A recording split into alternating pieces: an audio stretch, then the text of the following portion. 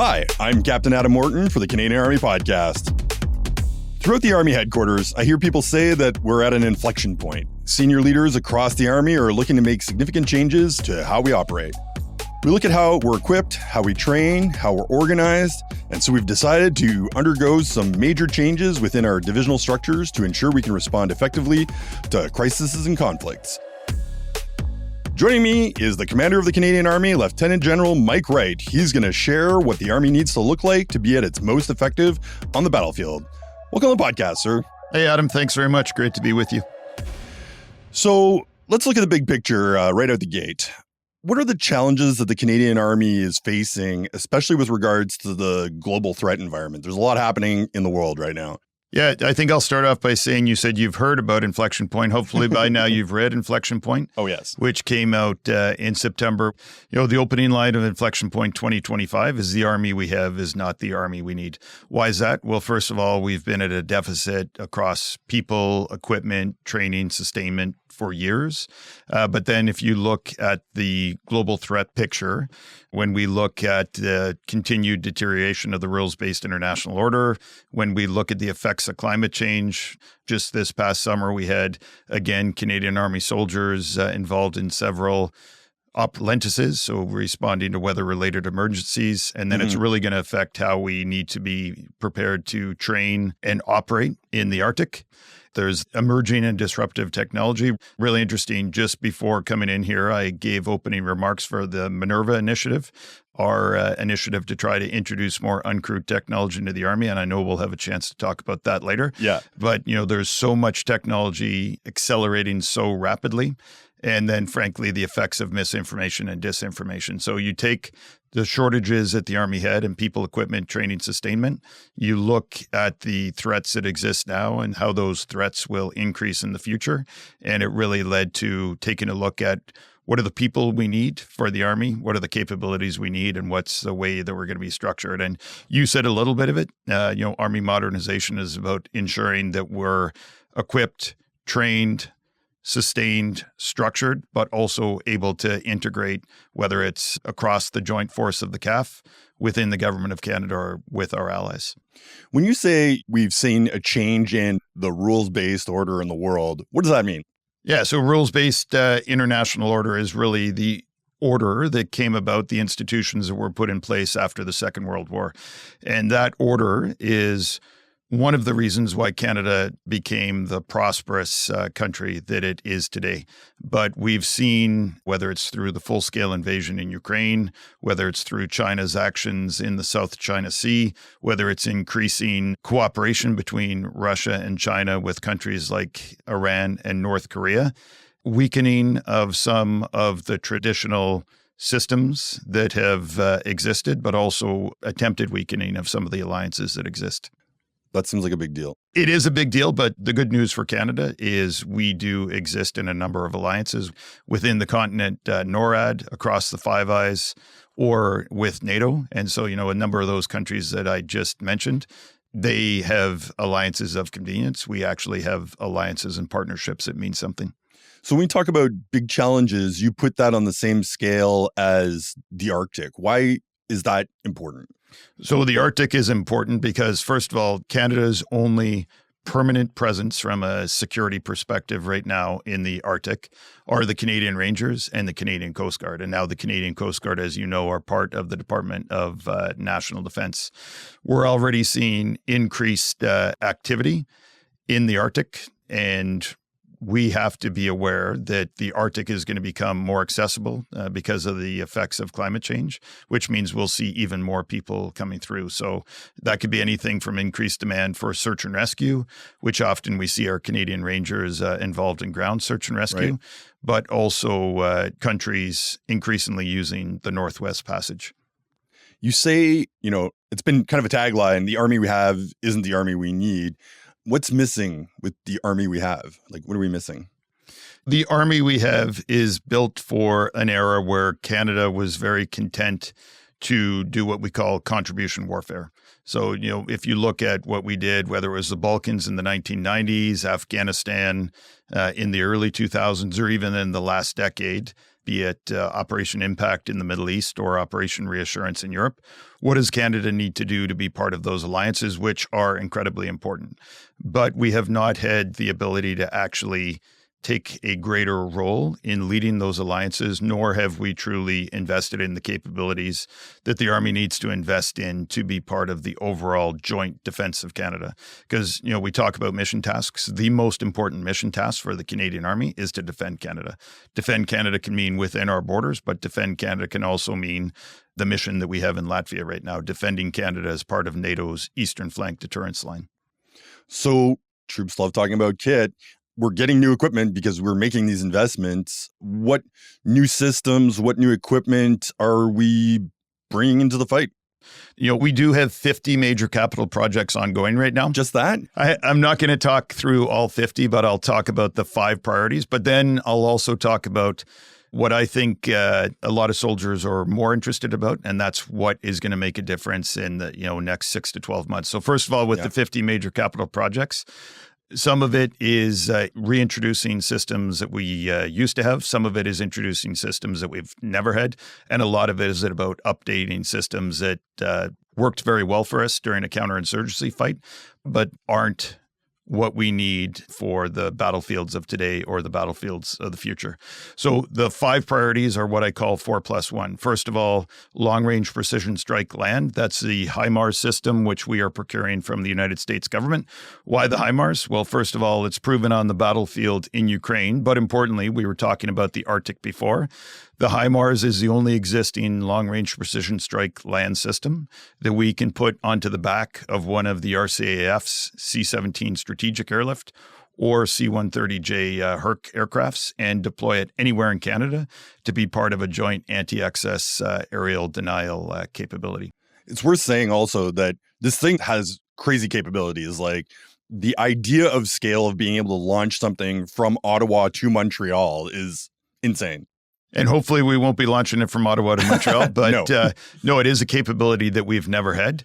It's a capability that we need because if you look at the battlefield right now, we are limited to the close fight where this actually will allow us to operate in the deep fight, which is incredibly important when we talk about being able to fight at the divisional level, which I know we'll get into. Yeah. Second priority is ground-based air defense. So the good news, and I know a lot of the soldiers listening to this podcast have experience in Latvia. Mm-hmm. We've already introduced the very short range, so the V-SHORAD system, the RBS-70 into Latvia. We will be introducing a SHORAD, so a short-range system into Latvia. But then importantly, the other 2 parts of that project are introducing V-SHORAD and SHORAD capabilities into the Army here. So first of all, we can train in them.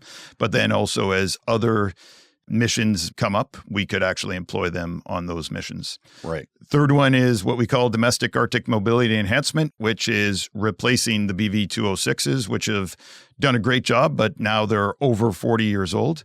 And we need to make sure that we have vehicles that will allow us to be mobile and survivable in the Arctic. I'm an advanced BV-206 driver, actually. And those things are super great. They're great pieces of kit. For those that have never seen one, it's like a articulated snowcat type thing that has 2 chunks to it. And it can drive anywhere. It's amazing. Exactly. And that's, it's important because we were talking about climate change earlier. So climate change in the Arctic is going to change also mobility in the Arctic. So that's something we're taking a look at. But one of the great things about the DAME, Domestic Arctic Mobility Enhancement Project, is that we're looking at that at the same time a number of our Nordic allies like Sweden and Finland are. The fourth one is indirect fire modernization. So indirect fire modernization is about replacing the towed M777 howitzers, which served us exceptionally well in Afghanistan, but are not fit for the modern battlefield. So we need to replace those with self-propelled howitzers.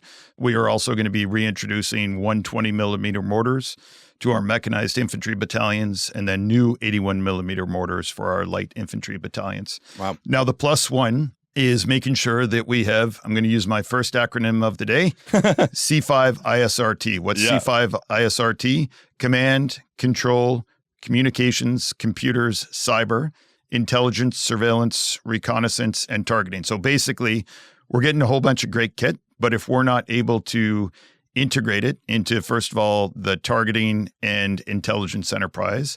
Make sure that the kit that's operating in Shiloh talks to the kit that's operating in Petawawa. Then we're not going to get the full effectiveness out of these capabilities. So I'd say those last two that I mentioned, indirect fire modernization and the C5 ISRT, are really going to be two areas that I'm going to be focused on in 2026.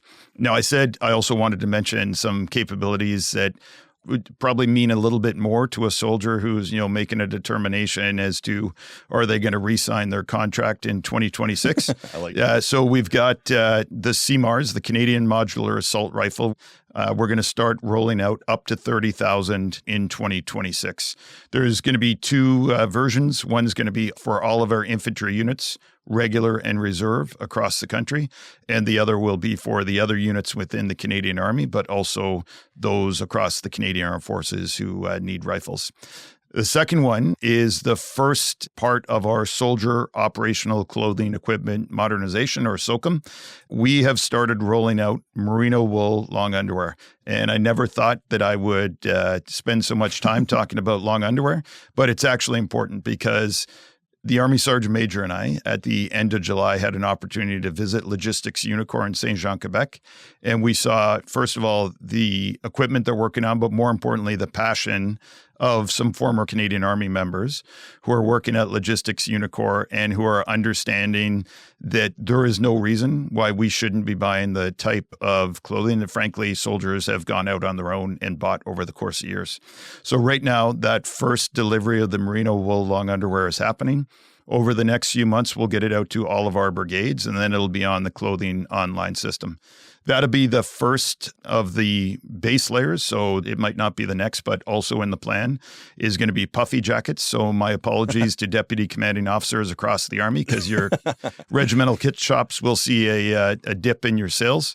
But I think the part of SOCOM that I'm the most interested in and excited about is new load carriage equipment. So think day bags, rucksacks, making sure we have enough day bags and rucksacks for our soldiers across the Canadian Army.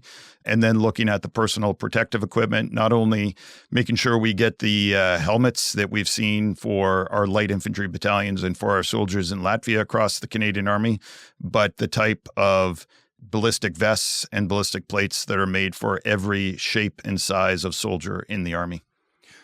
I like to say that I've trialed many TAC vests over the past, 20 years, I would say. And I think a lot of people are really excited to see that new kit hit the ground because, the world has changed a lot and double frontline ammo takes a lot of space on your gear. Yeah, and this is, with SOCOM and CMAR, this is absolutely something that the Army has been able to accelerate because of the increased funding coming from the government.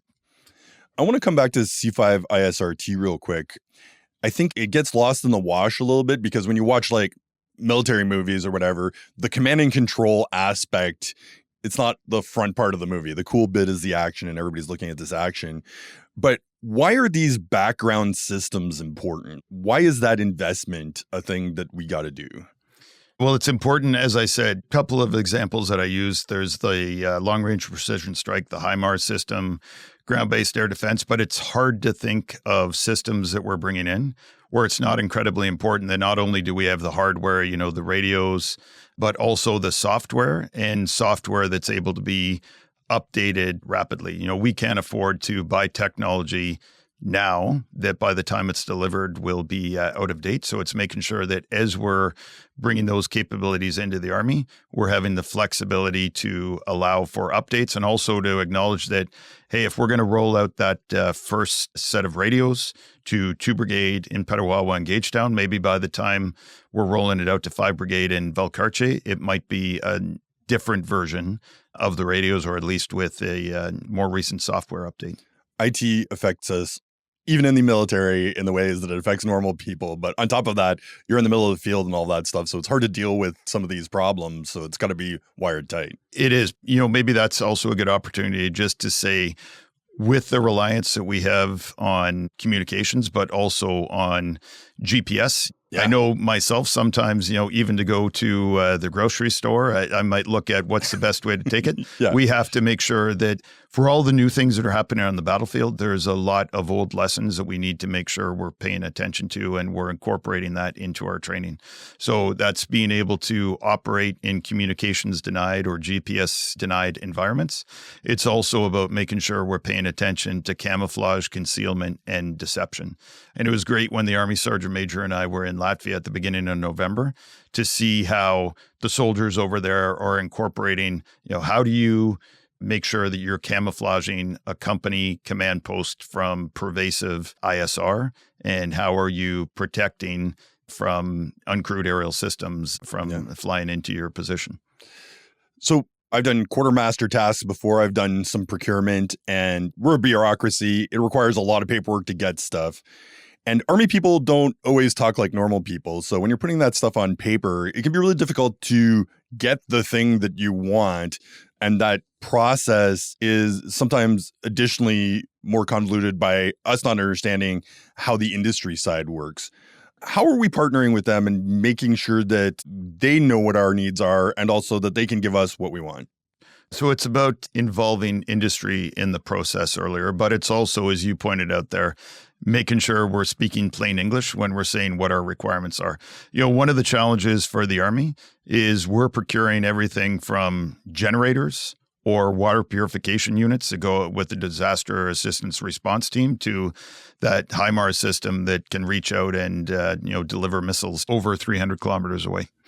So the Chief of Staff Strategy, Brigadier General Steph Masson, and his team have done a fantastic job over the past year reinvigorating the relationship with defense industry. And I'd say even more importantly, given what's happening in Canada and the focus of the government, reinvigorating it with Canadian defense industry. There's been a number of industry days, whether for the Army's projects writ large or specific projects they've had industry in, so we can explain to them. There can be a dialogue between the Army and industry. But I was using the example earlier of the Minerva initiative, where the Canadian Army has paired with the Canadian Association of Defense and Security Industries, so CADSI, to have an industry day to bring in Canadian industry, specifically small and medium enterprises, to look at what uncrewed technology is out there. And, I think a lot of people know that in June of 2025, I said I want to flood the Army with drones or flood the Army with uncrewed technology.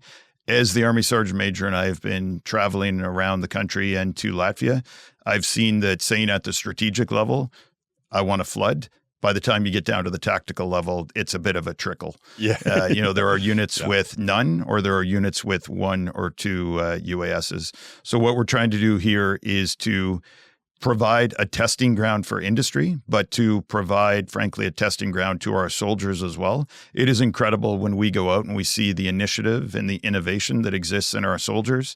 I'll use the example at the beginning of October, we were out in Gagetown for 2 RCRs training that they were doing before going over to Latvia.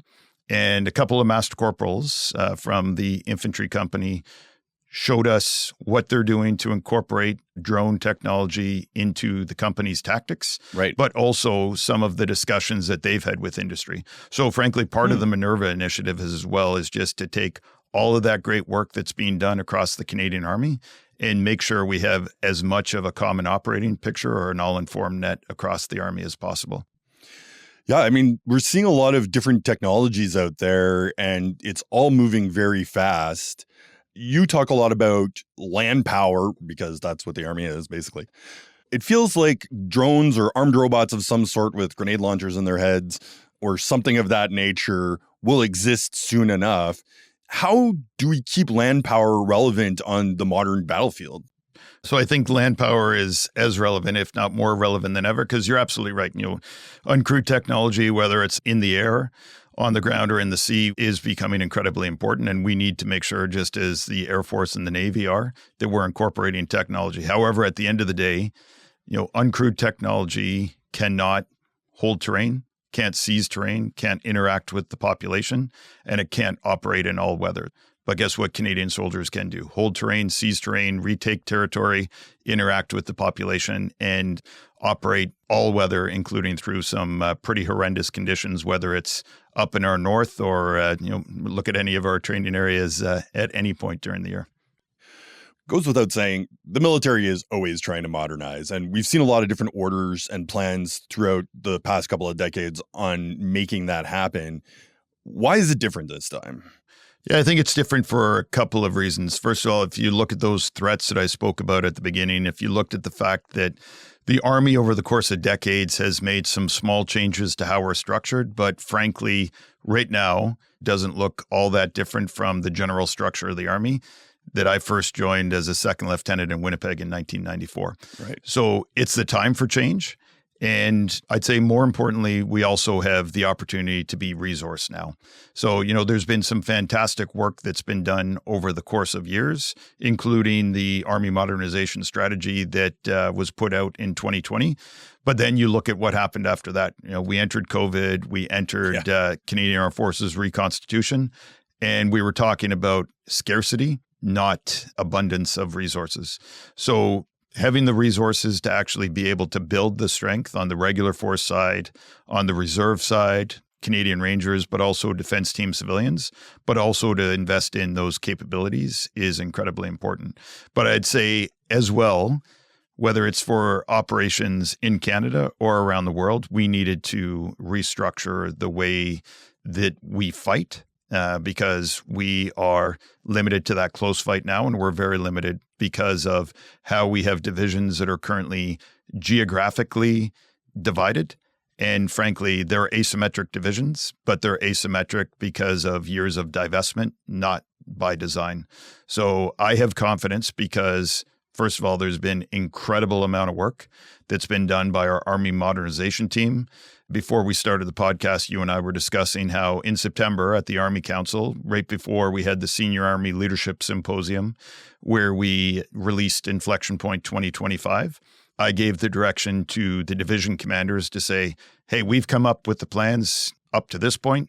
Now we need to hand it to you so you can look at your tasks and you can come back to me and say, give me a back brief. Here's the tasks that you've assigned me.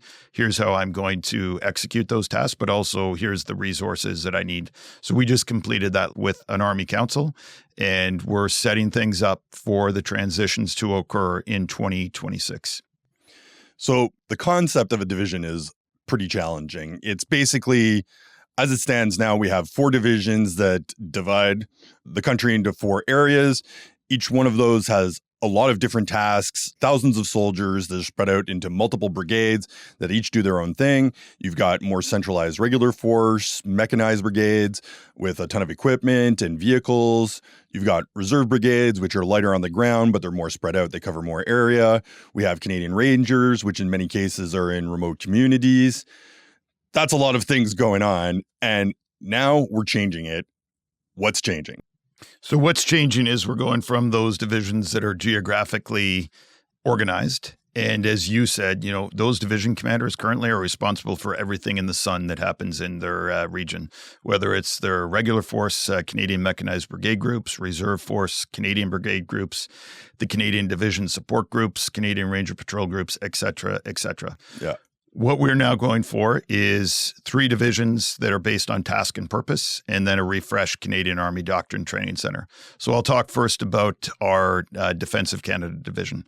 So as the name would suggest, the most important role of the Defensive Canada Division is to make sure we are postured to defend Canada. It's going to be headquartered in Montreal. So look at the current 2 division headquarters, and they are responsible for looking at how we need to ensure that we are well postured for domestic operations. Domestic operations could include, as we've seen, in fact, we've seen over the past decade a tripling of the frequency of Operation Lentis deployments. We saw this past summer support to the Royal Canadian Mounted Police for the G7 summit in Kananaskis. We've seen in the past similar summits or the Olympic Games in Vancouver Whistler. It's also about making sure that we can exercise, but be able to operate in the Arctic. So through our Arctic Response Company groups and through participating in Operation Nanook, which are going to be going from 4 serials a year to 7 serials a year. It's also about taking those 5 Canadian Ranger Patrol groups, which are currently split amongst the 4 divisions, and putting them under a single Canadian Ranger formation. So first of all, as we go through the Canadian Ranger Enhancement Project, which is about not only saying that the Rangers are our eyes and ears in the North, but saying they're excellent sensors. How can we make sure they're part of the common operating and intelligence picture in the North so we can inform the Canadian Armed Forces, but also the Government of Canada, making sure they have the equipment that they need and making sure they continue to be vectors of community resilience. The third part of that division is a future project. It's what's the Army's role going to be in integrated air and missile defense. So this past summer, we actually sent 3 officers from the Army over to work with the Royal Canadian Air Force, who are leading the Joint Integrated Air and Missile Defense Office. And we are working with them as the Integrated Air and Missile Defense plan for the Canadian Armed Forces is put together to determine what's the Army's role in that IAMD protective bubble going to be. Probably starting with CUAS, definitely going up to VSHORAD, going up to SHORAD probably, but these are the discussions that are happening right now. I do think it's important for me to acknowledge here that we are going to be maintaining our reserve units across the country. So we've got reserve units in over 120 communities across the country. And we need that because you've heard in recent weeks a lot of talk about growth of the reserves and being ready for mobilization. So I do not have any orders to mobilize, but what I am doing is putting in place the structure that if we needed to mobilize, we have the footprint across the country to be able to attract, recruit, and train soldiers for a rapidly expanding Canadian Armed Forces. So that's the Defense of Canada division.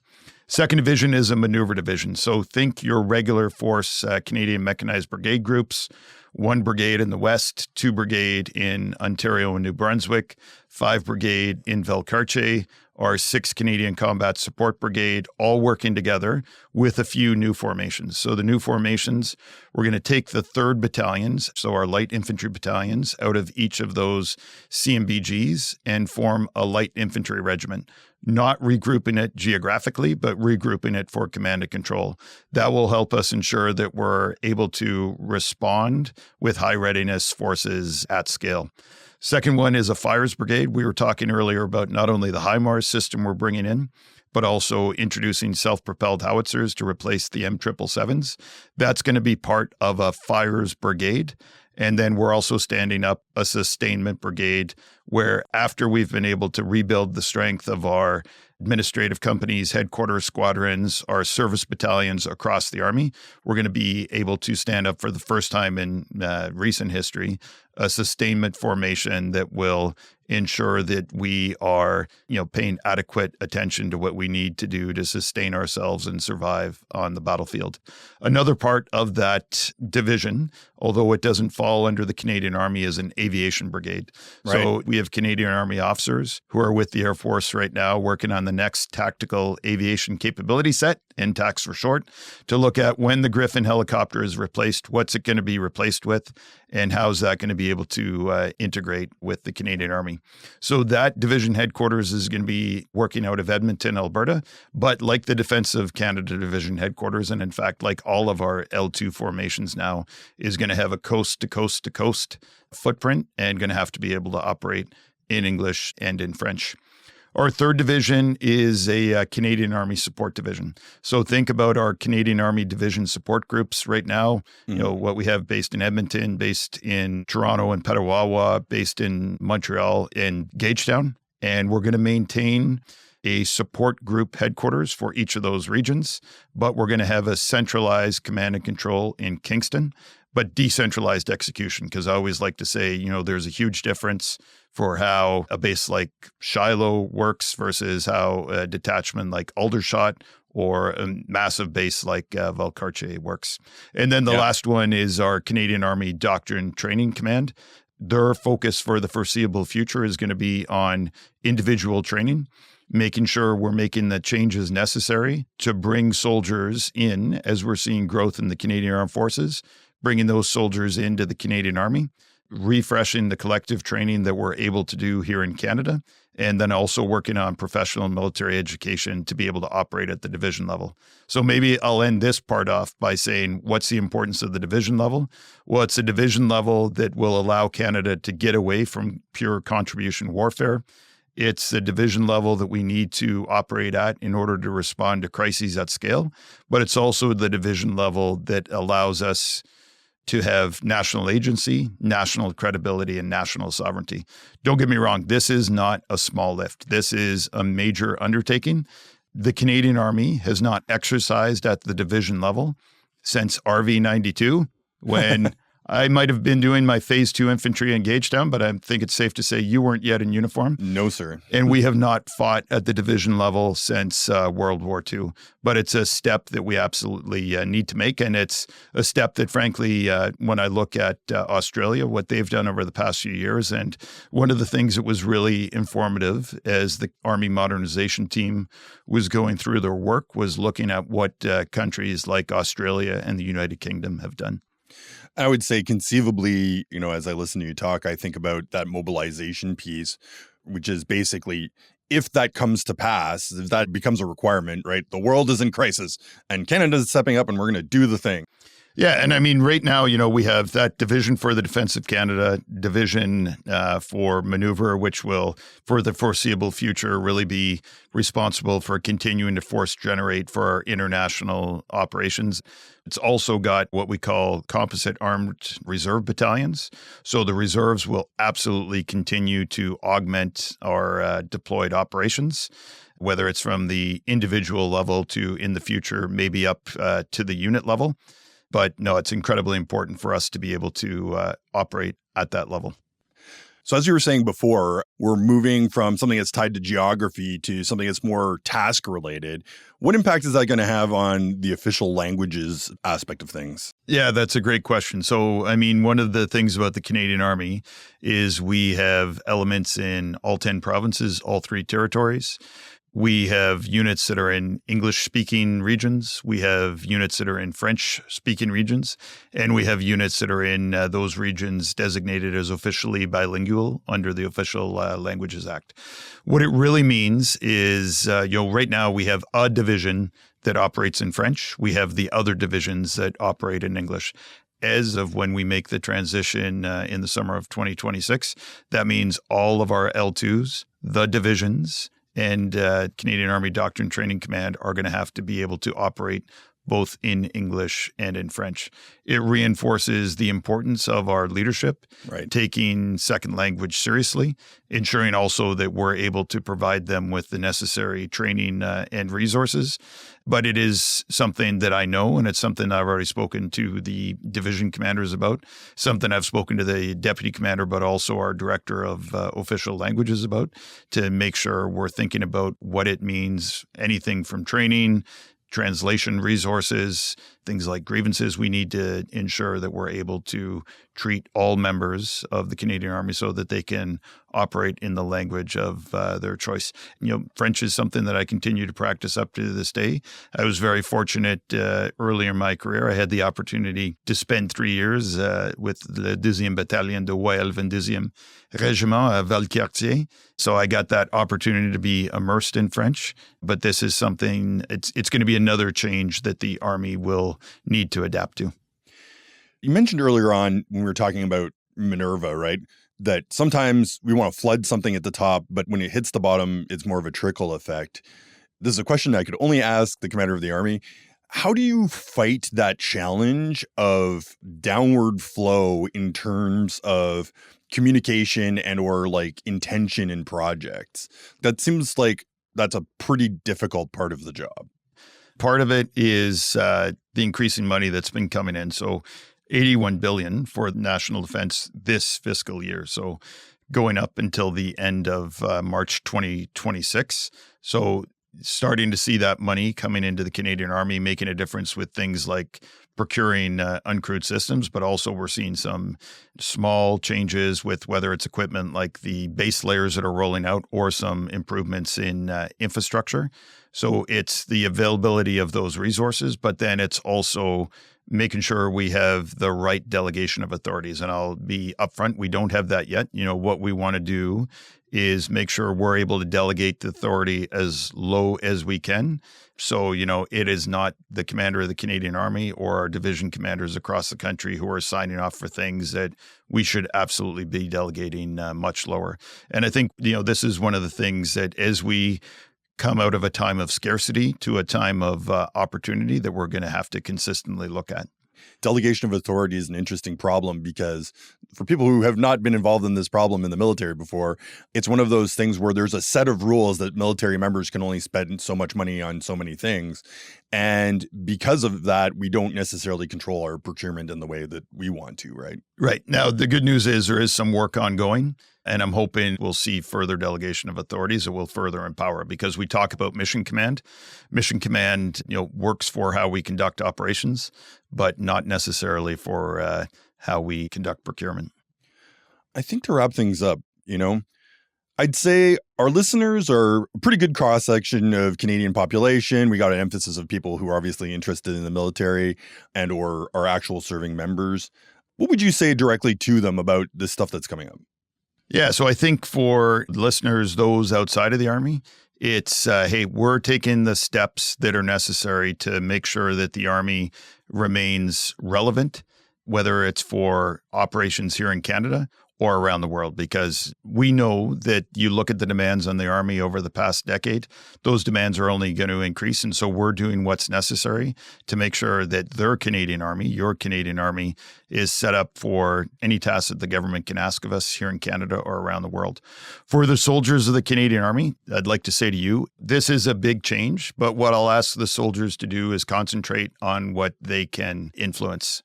So, if you are a member in one section of Duke's company of 1 RCR, focus on being an excellent infantry soldier. If you're a driver with 32 Service Battalion, I'm being a little bit 4-div-centric here, so I'll figure out some more. Focus on being an excellent MSC operator, because what I need to do is continue making the arguments for why we need to make those investments in the Canadian Army. But I need the soldiers of the Canadian Army to continue to be our best ambassadors by going out and every day making sure they're excellent at their job, making sure they're professional, making sure they're mentally and physically resilient, so that we can show the Canadian government the importance of having a Canadian Army that's strong, proud, and ready. All right. Well, thanks so much, sir, for coming on the podcast and telling us about what's going on. Hey, thank you, Adam. That was Lieutenant General Mike Wright, who is the commander of the Canadian Army. I'm Captain Adam Orton for the Canadian Army Podcast. Orton, out.